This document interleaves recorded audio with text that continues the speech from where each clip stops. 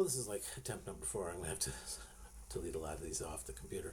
Um, I've been looking for this song for a long time. This one was, I call it Dream, I guess, or The Dream. It's on this cassette, which says Views from a Dorm Window.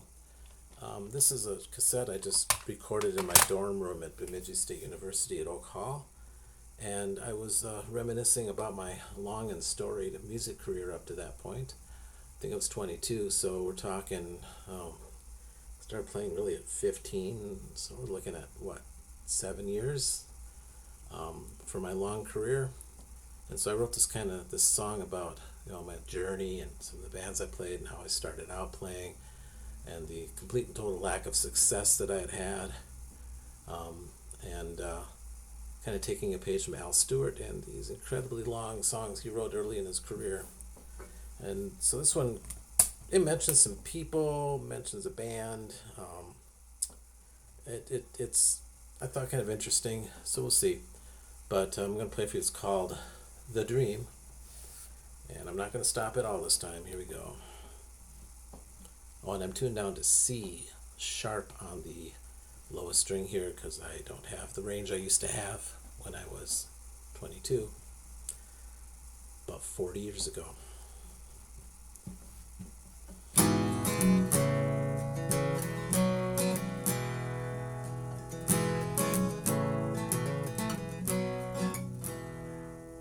Well, I remember when I bought my first guitar.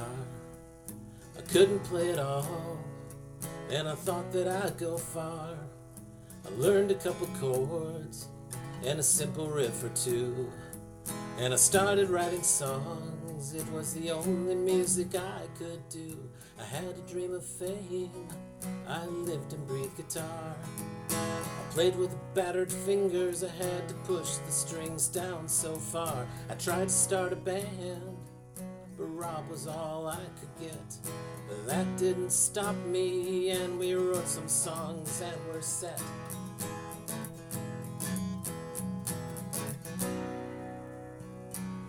But we went to different schools, and I hardly saw Rob again. But the desire still lingered on, and I started making other friends. I lived and breathed guitar, so I started another band. An audition for a talent show, it all turned out less than grand. Throughout my high school years, I played in teenage bands. We never got to go anywhere, never even made a one-night stand. We only jammed in Jeff's garage, playing Beatles songs and other stuff. And when we could no longer hear, did we feel we'd played enough?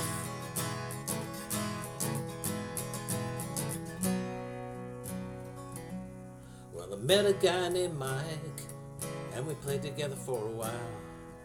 And I helped him with his songs, and as we learned to play, I could only smile, 'cause he had that dream. But something split us apart, and we didn't talk for years, but we both had that dream in our hearts. I graduated and joined a punk band from another school. We played in bars and wrote some stuff and always played the fools. And when we could no longer get along, we lost all control.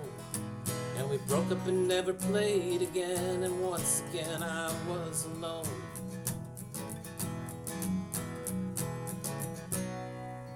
But I wanted another band, and I wanted to play some more. So I met Scott and Dave and Kev, the Mods were born.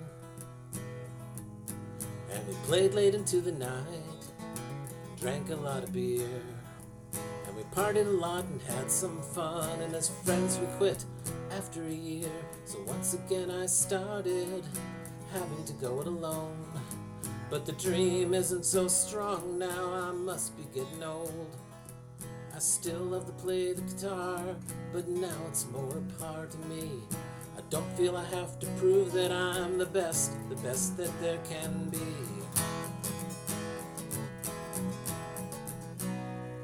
Well, I played in a lot of bands, and I never achieved that much. I played this music game, and I never liked it that much. I guess I'm growing old, I guess it's all a game. It's like the bands and bars and beer, it's just a shadow of the fame. So I just play for me, I sing just to feel good. And if you like it, well that's great, but no one says you should. So if you like it, thanks to you, but it means much more to me in ways you may never know unless you've had my dream.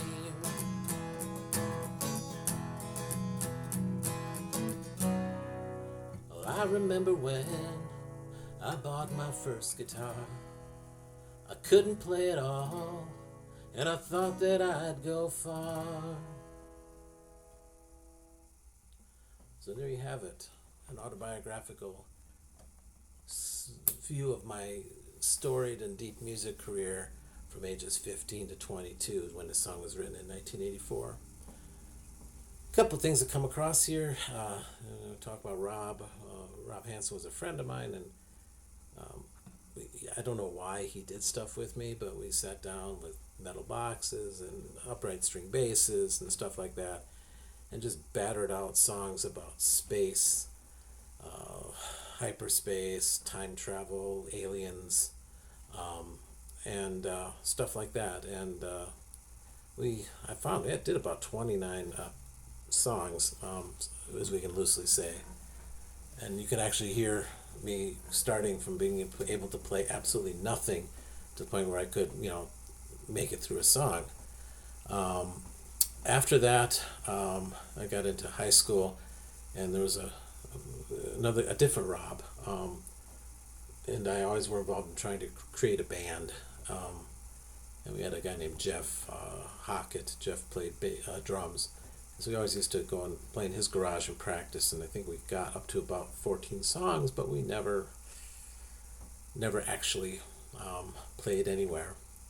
We did travel for the talent show, and we recruited a guy named Ken Zbisky from a different school to play lead guitar, and so we did the we did the audition, and it was just abysmal, just not great, and so we didn't get into the talent show that year. That was when I was a junior. Go through another guy named Mike.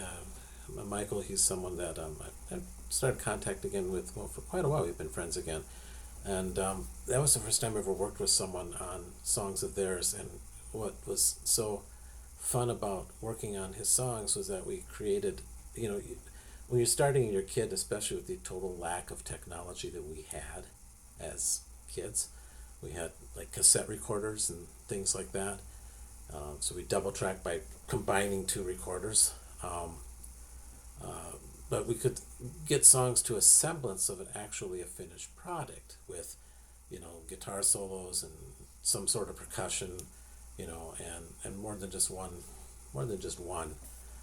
instrument. I think I did that during my senior year. Then we kind of drifted apart for various reasons. I played in a punk band at Anoka Ramsey Community College. We actually played some gigs. It was called the Necroids. I was the lead guitar player.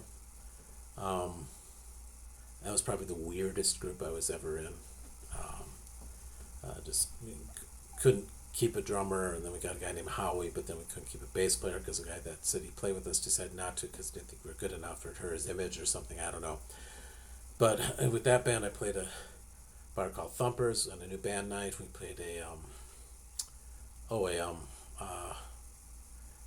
political fundraiser of some kind, and we ended up at some off-sale liquor lounge another night. So they were just kind of weird gigs, and that went. We played, I think, 5 or 6 places, and then that just sort of quit. Then I went to Bemidji State. And a lot of things happened there, especially instrumentally. I met a guy named Mike Schultz, who was a transfer from, I think, beginning college or somewhere like me, or he had some credits at the U. And the guy was a phenomenal guitar player. I mean, just the ability to finger pick and do pretty much anything that he would want to do. And that really pushed me much more toward being kind of more of a solo artist. And I've never reached the ability to finger pick like him, but I started learning to use, my fingers as far as finger picking songs. And started doing some melodies and things like that.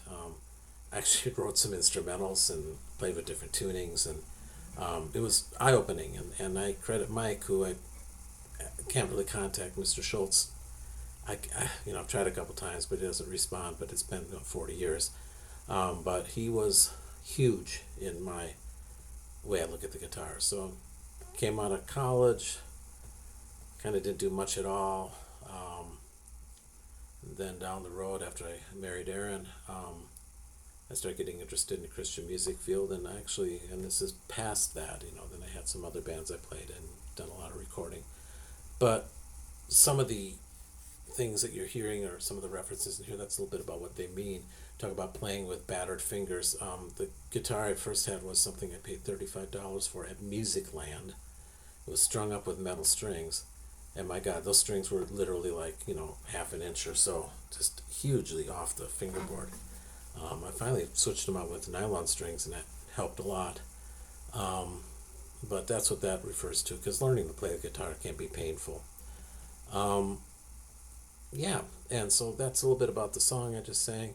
This is real long-winded. It's 18 minutes. I don't know, 11 minutes, but this is what I'm going to work on, and I'll try to work on a CD, or at least an EP, to have when I do my retirement party, which is going to be probably September 15th. And I'll send out meeting notices to people, so hopefully you can come. It's always fun. Erin will sing some things too. We're working on some recordings of some older, like Renaissance-y things, and English Isles, British Isles songs. And so that's been kind of fun too. We've got about 9 songs done, and we'll see if we'll finish that. So, but I just wanted to share the song with you, and hopefully it's something you enjoyed. If not, I don't really want to hear about it. So anyway, have a good day or night or evening or whatever time it is for you when you see this. Thanks. Bye.